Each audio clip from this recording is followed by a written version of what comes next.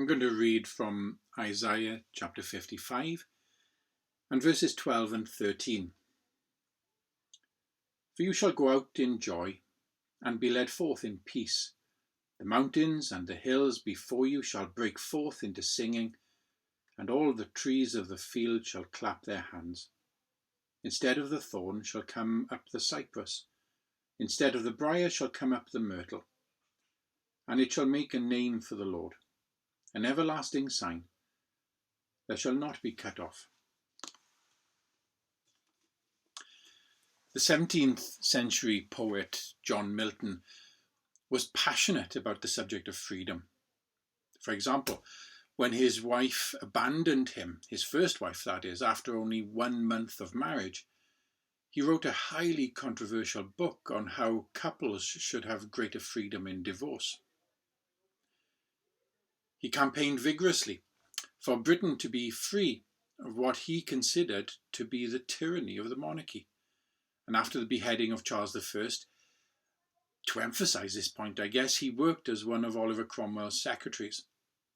When Charles I's son, who became Charles II, was invited by Parliament to take back his father's throne, Milton had to go into hiding for a few years, just in order to avoid being captured and executed as a traitor for his political views around freedom.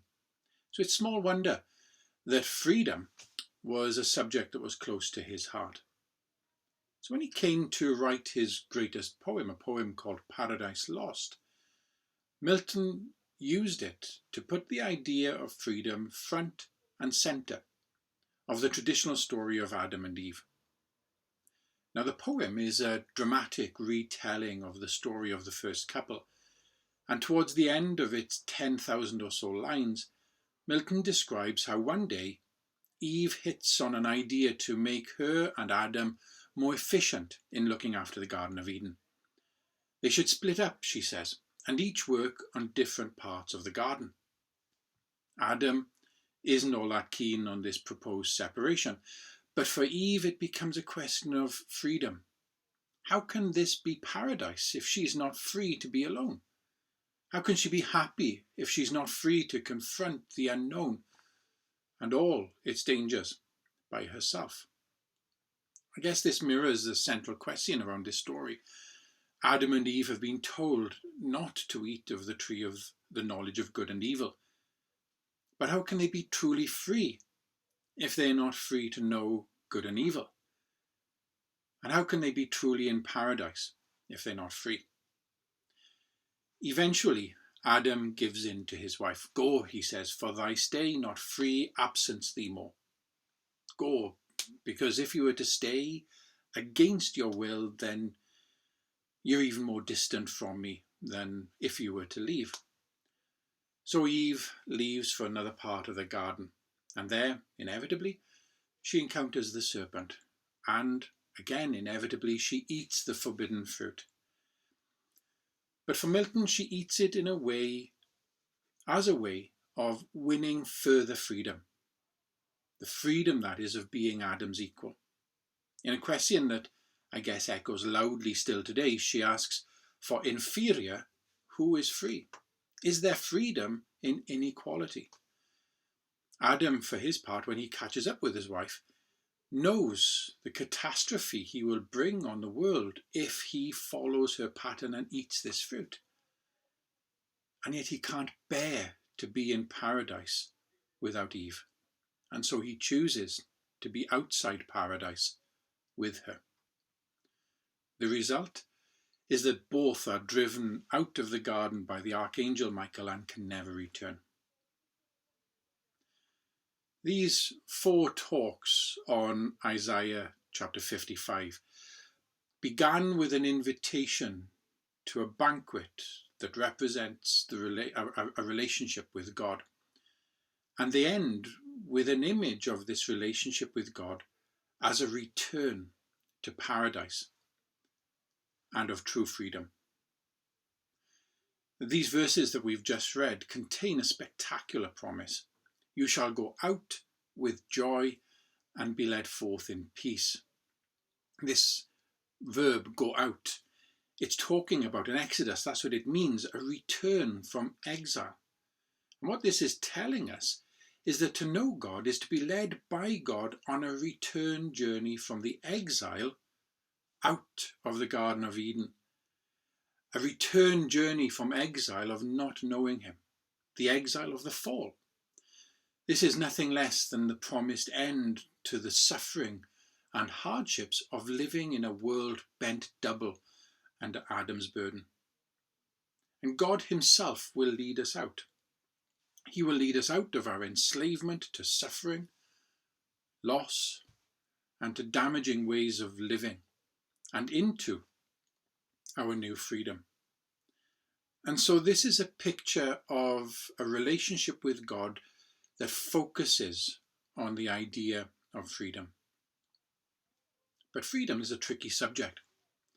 In Milton's poem, Eve took her freedom, but in doing so, she placed Adam in an impossible bind.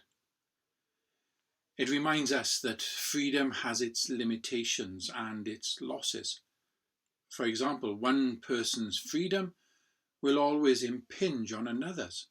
And so exercising my freedom will very often disrupt my relationship with those whose freedom I'm disrupting. If I exercise my freedom to play my stereo system as loud as it can be played, then I'm taking away the freedom of my neighbours to enjoy a quiet evening in. It's really important then that we are told that God will lead us into a freedom in peace. The freedom that God promises is a freedom that goes hand in hand with peace. Now, peace is all about relationships, as we've seen many times. Peace is a wholeness, a human flourishing that's achieved through good relationships. And so in this relationship that God is inviting us to enjoy with him, peace and freedom are tightly bound together. Freedom is no longer a tricky idea that has to be balanced with our need to get along with others. In the new life that God gives, in the new relationship that God invites us into with him, freedom goes hand in hand with good relationships. In fact, to be free is actually to be liberated from all those destructive and harmful ways of being that hinder our relationships, that get in the way of our relationships. So much so that the trees we read, the trees themselves celebrate this liberation and celebrate this freedom. The story of the fall, the story of Adam and Eve, represents the disruption of all our relationships with each other, our relationship with God, our relationship with creation. What these verses are telling us is that to know God is to begin a journey of overcoming these disruptions and these hindrances, and to know good relationships at the same time that we know total freedom. But is God over-promising here? Is he like that advertising executive who tells you that your life will never be the same again if you buy this particular brand of electric toothbrush? What we need to remember here is that this freedom is a process. It began with the resurrection of Jesus, and it will end, or rather it will reach its climax with our resurrection. Then we will enjoy the fullness of this freedom. Until then, this freedom that God is promising us, this freedom into which he leads us, it becomes more and more of our experience when we actively pursue God's priorities. Our freedom is linked to joining with God in building this world of peace that he has promised. And so the way to know true freedom is to give ourselves to the task of freeing others.